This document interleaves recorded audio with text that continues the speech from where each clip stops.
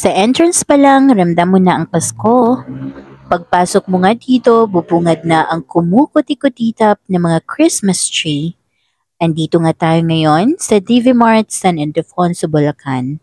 First time nga namin makapunta dito dahil meron din silang branch sa San Miguel, Bulacan, kung saan doon kami lagi pumupunta para si Abby ay maglaro sa kanilang mga palaro. Naisipan nga namin dito pumunta para nga maiba naman ang ambience. Char! Pero seriously, mas malawak nga ang palaruan nila dito.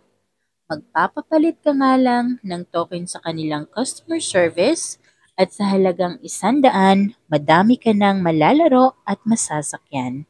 Sulit na nga ang pera mo at tiyak mag-enjoy pa ang anak mo. Maganda nga din ang kanilang pwesto dito dahil accessible na sa tabi ng highway. Located nga sila sa GP National Road, Makapilapil, San Ildefonso, Bulacan. At open sila mula 7:30 a.m.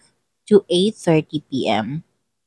At ang kanilang palaruan ay nasa entrance din mismo.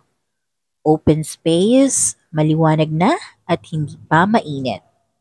Ang DV Mart ay meron din pong supermarket at department store. Kaya pwede ka din dito mag-grocery.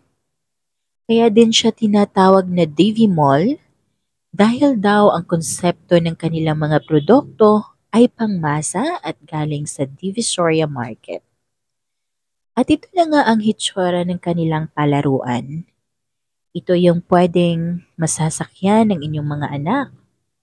Pwede ka diyang humulog ng 2 o 1 token.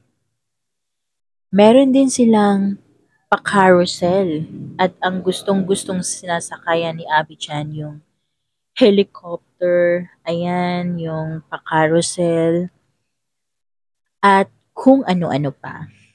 At syempre, meron nga din sila dito basketball PlayStation, exclusive sa mga bata, at syempre, ganun din po sa mga adults. Meron din silang claw machine. At alam nyo ba, 3 beses na nga ako nag-try dyan. Pero hindi ko talaga malaman paano makuha ang toys. Siyempre, minsan lang maging bata. Kaya naman, sa simpleng mga bagay na ginagawa natin para sa ating mga anak, tsak na na-appreciate na nila. Perfect nga din dito pumunta sa tuwing nalalapit na ang Pasko. Kapag meron ng aginaldo, syempre, ititreat nyo naman yung anak nyo. At panigurado, babalik at babalik pa kami dito.